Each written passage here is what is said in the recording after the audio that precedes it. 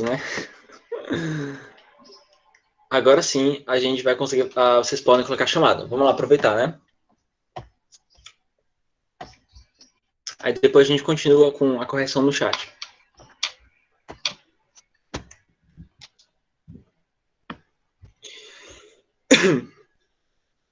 Pronto, vamos lá. A B poderia ser as duas respostas. Vou até colocar aqui. Pode ser can e pode ser could também. Pronto, a B você vai corrigindo, né? As duas tanto faz. Aí na B tem a parte B do diálogo, né? Que fala assim, can ou could Noel cook Italian food? Aí tem a resposta. Yes, he. E aí você poderia... Depende do que você colocou na pergunta. Porque se ele estivesse perguntando se o Noel pode cozinhar com can, ele responderia com can também. Seria yes, he can. Sim, ele consegue, ele pode. Se você tiver colocado could na pergunta, né? Tipo, Noel poderia cozinhar, fazer comida italiana? Aí ele responderia com could. Então, aqui também a resposta, ela pode ser as duas. Ele pode ou ele poderia, dependendo do que você coloca aí, certo? Pronto, vamos para C. A C diz assim, my sister, tracinho, swim last year, but now she can't. Essa estava um pouquinho difícil porque ela tinha mais contexto. Foi isso que vocês colocaram, letra C, de 2 espaços.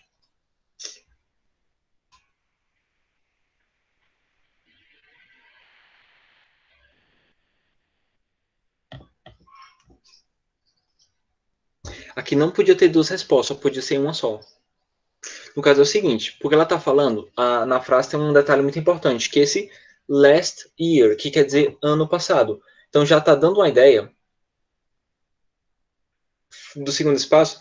Eu dei a dos dois. Não, eu falei, não foi? Eu verbalizei, não foi? Pronto, uma dica para vocês. Toda vez que você lê esse last year, last month, last week, quer dizer passado. Se está no passado, cara, coloca could. Vai sem medo. Se tem a palavra last na frase, vai e coloca o could que não tem erro não, tá certo? Então a frase era o seguinte. Minha irmã podia ou conseguia nadar ano passado. Então o primeiro espacinho é could de fato.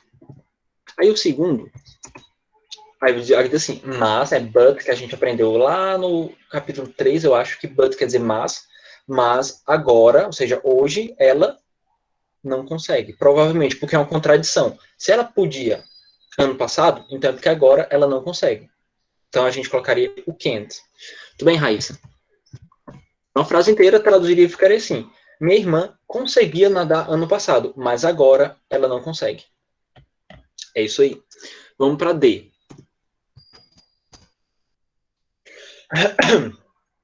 Ele diz assim, they, tracinho, go shopping yesterday because the store was closed. Ou seja, eles, alguma coisa, ir ao shopping ontem porque a loja estava fechada. De novo, está no passado. Isso aí, Raíssa, vai sem medo de errar. Se está no passado, deve ser could. Agora tu só tem que ver pelo sentido se vai ser a forma afirmativa ou se vai ser a forma negativa. Você está dizendo o seguinte, que provavelmente ele não conseguiu ir, exatamente, para o shopping ontem porque ele estava fechado. Então, ele não conseguiu. Eles, no caso, né? Então, vai ficar couldn't. Exatamente. Ou você pode colocar could, eita, could not, tá? Could not ou couldn't. Tanto faz. Vamos para E. Diz assim, é uma pergunta, né? Tracinho, you read when you were 4 years old. Ou seja, você está no passado, porque está perguntando quando você era, quando você tinha, no caso, 4 anos de idade. Então, já dá para ver que é passado. Então, está perguntando o seguinte, se você conseguia, se você podia ler quando você era 4 anos. Exatamente. Então, vai ser could mesmo. Boa parte dessas questões a gente meio que resolve olhando para o contexto da frase. Se está no passado, cara, arrisca no could. Né? Não tem como ser quem se tiver alguma informação no passado. E nesse caso, a informação que estava no passado era o verbo were. Né? A gente até viu, quando a gente estava estudando passado contínuo, que se were é a forma do verbo to be no passado. Então isso aí já dava uma ideia de que o tempo da frase inteiro estava no passado. Pronto, aí tem a parte 2, né? A parte 2 do diálogo. Vai falar, yes, I, vai ser could, né? Sim, eu conseguia, ou sim, eu podia. Então o segundo espacinho vai ser could também. E 2 espacinhos, né? Aí vamos, letra F. Diz assim, Eli, tracinho, ride a bicycle. She rides it to school every day. Vamos lá, o que foi que vocês colocaram na F?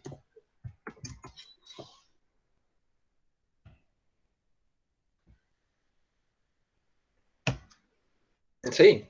Ela, no caso a Eli, consegue, ou ela pode, né, aqui é sentido de capacidade, né, porque ride a bike é tipo andar de bicicleta. Então, a Eli consegue, ou ela pode andar de bicicleta. Ela pedala, né, para o colégio todos os dias. Isso aí, letra F é can mesmo. Pronto, de vocês, só para não ter um feedback, tá certo? Vocês acharam, o que vocês acharam da questão? Porque na prova tá um pouquinho parecido, não é bem assim, mas é o conteúdo e tal. Eu quero saber como é que vocês estão. Para vocês está ok? Está fácil? Está tranquilo?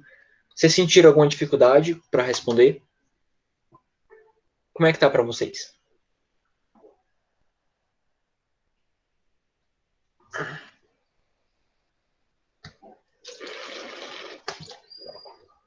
Tranquilo, mais ou menos.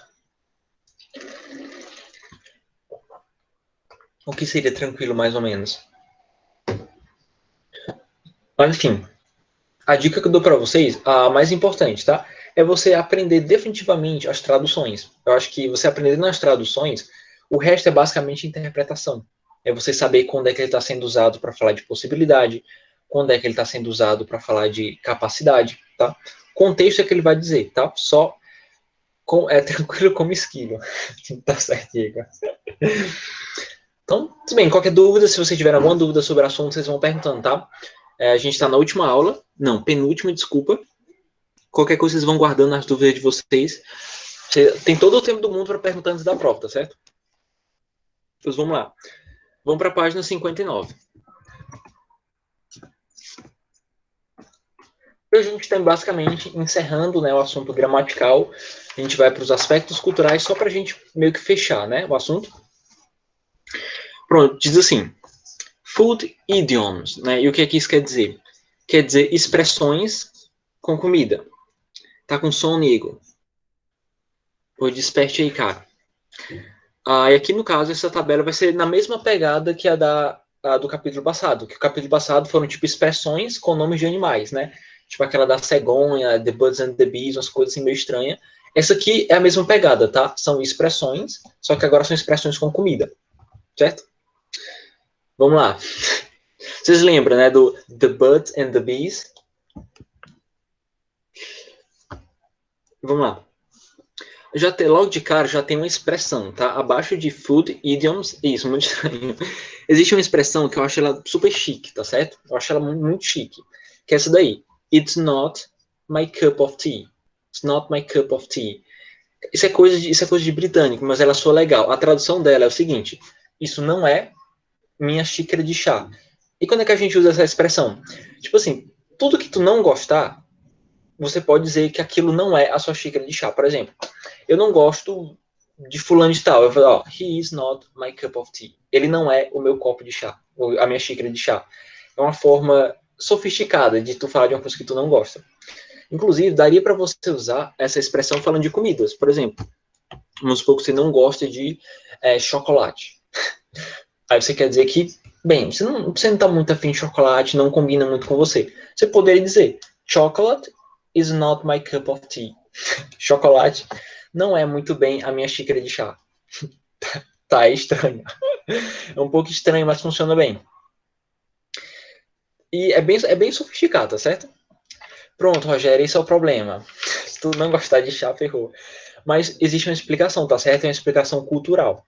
Não sei se vocês sabem, mas é como assim, é como se cada país tivesse aquela sua comida típica. Por exemplo, quando você fala na Itália, o que é que você pensa? Pensou na Itália, qual tipo de comida que tu pensa? Pizza. Isso, exatamente. É só tu pensar que para a Inglaterra, para os britânicos, esse copo, essa xícara de chá tem o mesmo peso. Lá, tipo, é super tradicional o chá. Então, por isso que lá, tipo, é quase lei, tá? Todo mundo gosta de chá. Eles tomam chá, tipo, uns 3 vezes por dia, 3, 4 vezes por dia. E aí acabou fazendo parte das expressões do dia a dia deles. Né? Ele falar que alguma coisa não é e o chá deles, não é a xícara de chá. Isso aí, Walter. Inclusive, é o famoso chá da tarde. Geralmente toda tarde eles tomam chá. Você tá ensinando como se fosse o inglês britânico ou o inglês americano? Pronto, nesse caso, a expressão que eu estou colocando é que está no livro, tá certo? Essa expressão, is not my cup of tea, ela é uma expressão 100% britânica, tá certo? É o livro que está trazendo aqui, mas eu, no meu caso, para mim tanto faz, tá certo? Eu gosto dos dois. Embora eu prefira o britânico e o australiano do que o americano, mas eu gosto dos dois, dos três, de qualquer jeito, né? Pronto, vamos lá. Agora sim a gente vai entrar nessa tabela. Já é horrível, cara. Não é ruim, não, é horrível, cara. Vamos lá, fala assim. Aqui estão alguns idiomas, algumas expressões, né, idiomáticas baseadas em comidas. Eu vou fazer vocês tentarem adivinhar, tá certo? A primeira expressão, vai traduzindo aí comigo, tá? É apple of one's eye, que é tipo assim, a maçã dos olhos. Tem uma em português parecido com essa. O que, é que vocês acham que essa expressão quer dizer? Quando eu digo que alguma coisa é a maçã dos meus olhos. A cura do coronavírus. Como assim, cara? Vamos lá, o que, é que vocês acham? Quando eu digo que alguma coisa é a maçã dos meus olhos. Tudo bem, Raíssa. Inclusive, essa Bochecha? expressão, no caso, é dos olhos. É a maçã dos olhos. Essa expressão, ela equivale, na verdade, àquela expressão que a gente usa no português, que é a menina dos olhos. Não sei se vocês usam, mas em português é muito comum você falar que alguma coisa é a menina dos seus olhos. Engraçado, em inglês, essa mesma expressão não é a menina dos olhos. Não sei porquê, a maçã dos olhos.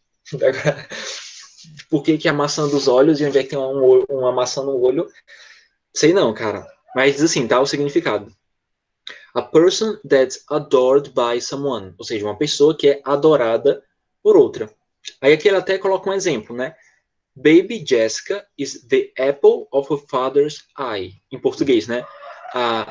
O bebê da Jessie é a maçã dos olhos do pai dela. Basicamente isso, tá? É a mesma coisa que a menina dos olhos. Pronto, vamos para a segunda. A expressão. Essa aqui. Tá mais ou menos. É burn in the oven. Burn in the oven quer dizer literalmente o bolo de passas no forno. O que, é que vocês acham que seria quando eu digo assim? Algo ruim? Que alguém está com o bolo de passas no forno. O que, é que vocês acham que isso significa? Inveja? Não. Traição? Não. Tá, vamos ler a definição, tá? Tá um pouquinho difícil. A definição é be pregnant, tá? Be pregnant é estar grávida. Grávida, no caso, né? Porque pregnant quer dizer grávida. Então, quando você está grávida, você está com um bolo de passas no forno. Enfim, tem até uma frase de exemplo, né? I don't think Jen will come to the bar because she has a bun in the oven. Ou seja, eu não acho que a Jen ela vem para o bar porque ela está com o bolo de passas, né? Vamos dizer assim, no forno. Ela está grávida. É uma forma de falar que ela está grávida. Super estranho, cara. Super estranho. Pronto, vamos para a terceira, né? A terceira diz assim. Essa aqui dá para saber pelo contexto. Bad egg, tá? É tipo ovo ruim ou ovo estragado. A definição é o seguinte: a person who is often in trouble. Ou seja, uma pessoa que está frequentemente em problemas. Então, o que vocês acham em português? Como é que a gente chamaria isso em português? Menino azarado. Não exatamente. Ah, sim, não. Tudo bem, Beatriz. Cavalinho debaixo da chuva. Não. Pronto. Não, passou longe, mas é pra gente ver como expressões realmente é cultura, é um negócio meio estranho, né? E sim, tá, pessoal? Pro pessoal que saiu, tudo bem, eu vi, tá? Que várias pessoas saíram de uma vez. E não tem problema não, tá? Não, é uma pessoa que é metida em problemas. Aí vamos ver a frase, tá? Diz assim, o exemplo, né? I don't want my little brother hanging around with the bag eggs on the street. Ou seja, eu não quero que o meu irmãozinho vá passeando, saia para passear, no caso, com ovos podres na rua. Ou seja, é o famoso trombadinha, sabe? Aquele menino Vocês sabem, né? O trombadinha, o cara que tá sempre metido em problemas. Em inglês, é tudo na vida. Então, esse bad eggs, em português, a gente pode traduzir como o menino malido, maluvido, danado, certo? Ou trombadinho, o que você achar melhor. Encrenqueiro também, qualquer coisa do tipo, tá? Menino amarelo, Raíssa, boa. É uma boa. Bad egg, pode ser menino amarelo. Vamos lá, vamos pro próximo, tá? O de baixo é assim, big cheese. Para começar, traduzam aí, tá? Big cheese. O que seria isso, traduzindo para o português? Big cheese. É uma comida, né? Big cheese.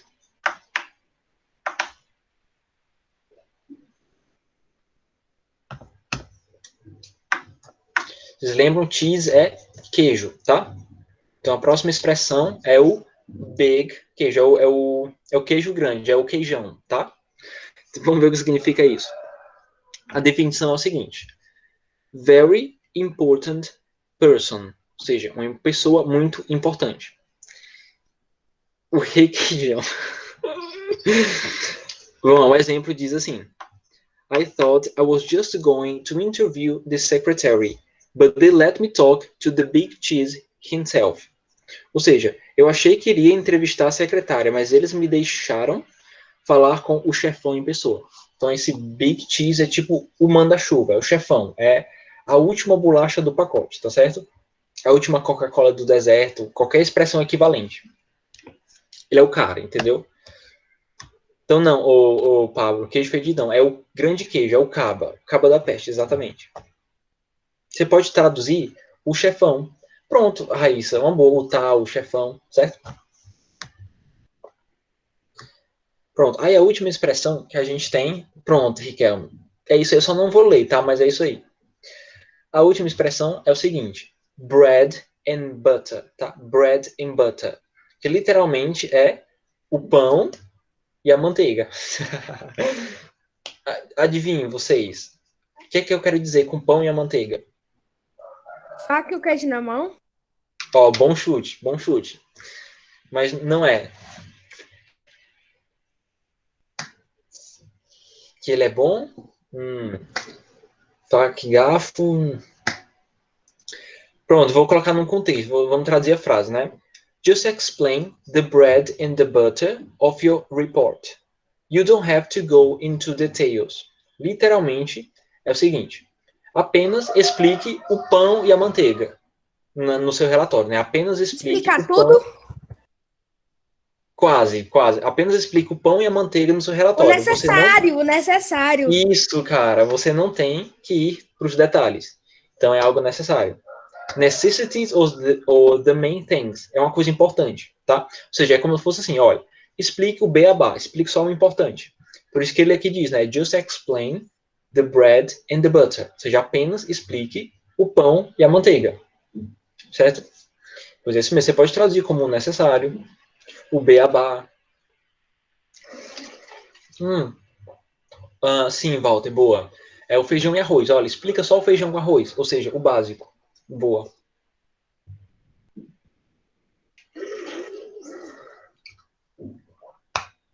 Então você pode colocar assim, feijão e arroz. É a expressão equivalente, né? O pão e a manteiga. Pronto, pessoal. Esse aqui era o último tópico, tá? Que a gente tem para a gente encerrar o capítulo. A partir do próximo mês, a gente já vai começar com o conteúdo totalmente novo. Pronto. Alguém tem alguma observação para fechar o capítulo? Alguma curiosidade que você queira dar? Aí, próxima aula, a gente meio que só introduz, no caso, o próximo capítulo. Pronto. Sim. Deixa eu ver aqui as Eu sei, perguntas. professor. Exatamente, Raíssa, é isso aí. Porque ele é o básico, vamos dizer assim, né? Pergunte aí, Walter. Professor, como cantar o inglês fluente? Como cantar em inglês fluente? E, rapaz, para começar tem que saber cantar. Eu não posso te ensinar isso porque nem cantar eu sei. Aí depois tu tem que ser fluente. São duas coisas bem diferentes. Tem que dormir escutando música em inglês. Com Patrícia estudaremos o flap T aonde? No caso, você está falando do próximo capítulo? Não entendi o que você quis dizer, ô Patrícia. Ou é algum músico que eu não sei o nome, eu estou aqui voando. Pronto, youth, certo, Walter? Youth. É uma contração de you have. Youth.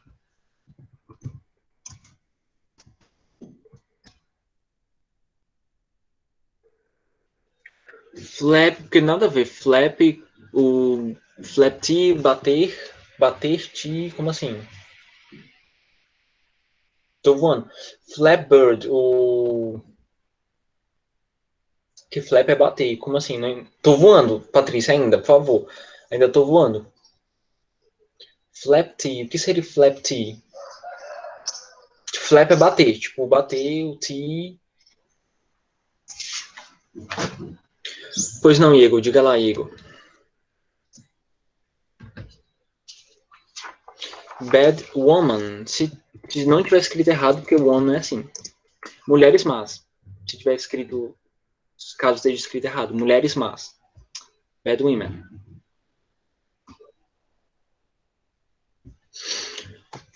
Pronto, vamos lá, tá, pessoal? Vamos para a página 60, tá? Só para a gente introduzir o capítulo, certo? Vocês não têm nenhuma dúvida, né? Falaram que não tem alguma observação sobre can, could e tal. Então, beleza, tá? Vamos para frente. Bom, a página é unidade 7, né? Unity 7. O título já diz assim, Places to go, ou seja, lugares para ir. Que a gente tem aquelas perguntinhas básicas para a gente começar estudando, certo? A primeira pergunta, pessoal, você responde aí como você achar melhor. Diz assim, How far is Brazil from New Zealand? Falaremos também de viagens.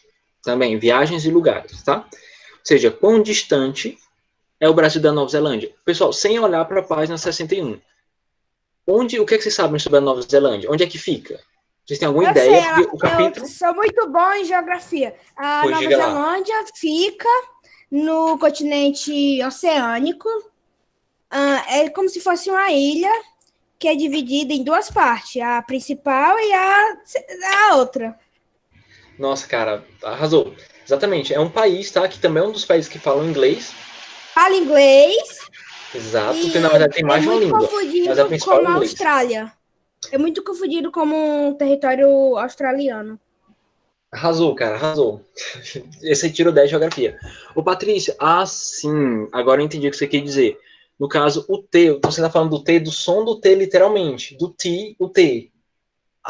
Entendi. No caso, é a transformação do T em R. Entendi agora, Patrícia, desculpa, tá? Você até deu exemplo de later, também tem um exemplo de water, né, que são aquelas palavras em que a gente transforma o T em R. Isso aqui é um assunto que, geralmente, a gente estuda no inglês americano, tá? Isso não é comum no inglês, nem no australiano, nem no neozelandês, nem no britânico, nem no escocês. Isso é uma coisa bem americana, tá certo? Que pega o T e transforma em R. Por exemplo, a palavra manteiga, que a gente tinha falado no capítulo passado, que eu tava pronunciando butter, tá? Butter. Só que o problema é que o americano vai pronunciar butter, tá? A palavra água, o americano fala water. Ele pega o T e transforma em R. Mas no caso, britânico, australianos falam water mesmo. Pode chamar a manteiga de butter. Butter. Tá, você pode tanto falar butter, que nem americano fala, ou você pode falar butter, certo? No caso, a palavra que a Patrícia deu pra gente foi later, que quer dizer depois. Você pode, se tu quiser pronunciar que nem americano, eles falam later. Se quiser pronunciar igual britânico, fala later, tá? É só uma questão de troca de fonema. Later. A mesma coisa, Patrícia, acontece com o D, tá certo? O som do D também, ele vira R às vezes. Então, no caso americano, ele gosta de transformar não só o T em R, mas o D também eles transformam em R. Fica até meio estranho, mas os dois eles tendem a transformar quase tudo em R para encaixar melhor na fala. Pronto, respondi, né? Tua pergunta, Patrícia. Desculpa não ter entendido, eu ter viajado um pouquinho. É a tua pergunta. Pronto, vamos lá. Pronto, a primeira pergunta. Quão distante é o Brasil da Nova Zelândia? Vamos colocar a resposta assim, em inglês, né? Muito. So much. A distância precisa também não ser. Você pode colocar muito distante, porque está literalmente lá na Oceania. Mas se você parar para pensar, não está nem tanto, porque como a Terra, partindo do pressuposto que a Terra é um globo, eles meio que se encontram até próximos, né? Se a Terra não for plana, né? Então eles estão relativamente até perto, na verdade. Se você olhar assim como um todo, certo? Pronto. É plano. Ai, vocês estão demais hoje. Pessoal, deixa eu ver. Vamos deixar para casa, então? Só tem 1 minuto. Vamos deixar para casa, tá certo? Que no caso, eu vou deixar de interpretação de texto. Não, melhor. Vamos fazer melhor, tá certo? Como vocês estão em semana de prova, vamos deixar essa interpretação de texto aqui da página 61 e 62. Vamos tentar fazer em sala, tá? Na próxima aula, na sexta-feira, a gente se reúne e a gente faz junto em sala, certo? Aí é bom que não tem tarefa para casa, vocês ficam só para estudar para as provas, certo? Ok. Pessoal, até a próxima, tá certo? Tchau. See you later. Muito bem, Patrícia. See you later. Ou see you later, tanto faz.